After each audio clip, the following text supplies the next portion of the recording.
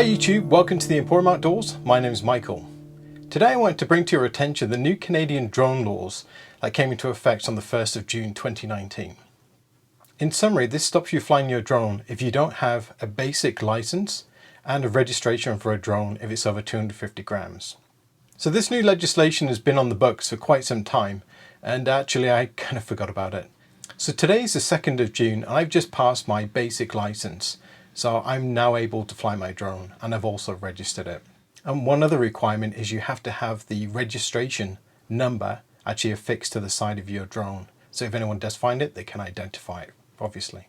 The test comprises of 35 questions and you have 90 minutes to complete them. And you need a pass score of over 65%. Even though I can't divulge any of the questions, I can give you some semblance of what the test take. It's not that straightforward.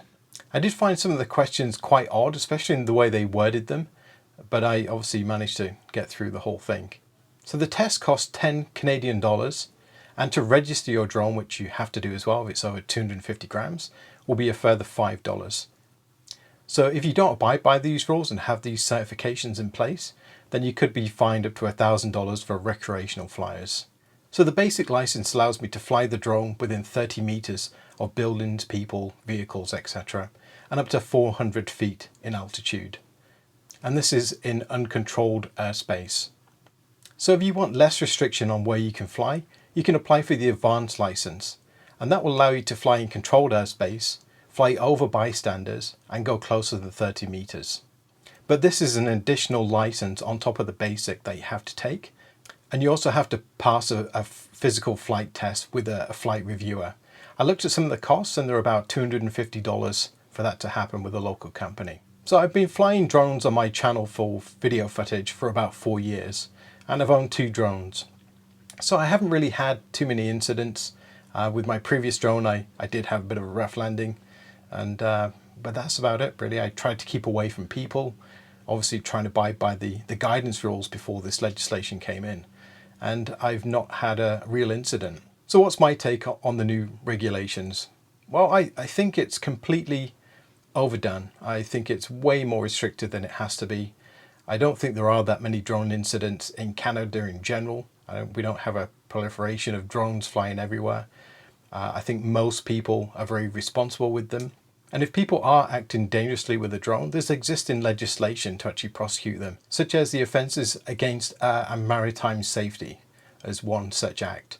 So I think this legislation was introduced to solve a problem that really wasn't there. Whenever you involve government in this scale, having people register all their drones and all the rest of it, then obviously it's at the taxpayer's expense. The scheme to actually run this is going to run into several hundreds of millions every year in order to keep the scheme going. And obviously we're going to have to keep up with the registrations. If I get rid of a drone, for instance, or I stop using it or lose it, I have to deregister it on the government website so that they can track ownership of drones. In comparison, I own several long guns, which obviously have serial numbers, which aren't tracked. So I can own a firearm legally in Canada, as long as it's kept in a safe place. I'm obviously not silly with them. Then I don't need to register them. So with a drone, you have to register it, serial number, address, etc. But with a firearm, you don't. I can understand to some degree having to pass a pilot's exam so people understand the basics of what to do and what not to do. And I think that's somewhat reasonable. Such as with a firearm, you have to have a fire handling license in Canada. And if you want to run a boat as well in Canada, you have a boating license. So I think there are some education points that people could take away from this. But the whole registration of the drones themselves is kind of a little bit ridiculous. So I just wanted to make this short video just to let everyone know that this new legislation is coming into force now, and that you do need to go out and actually register your drone and to pass at least the basic license. So I hope that's been helpful to everybody.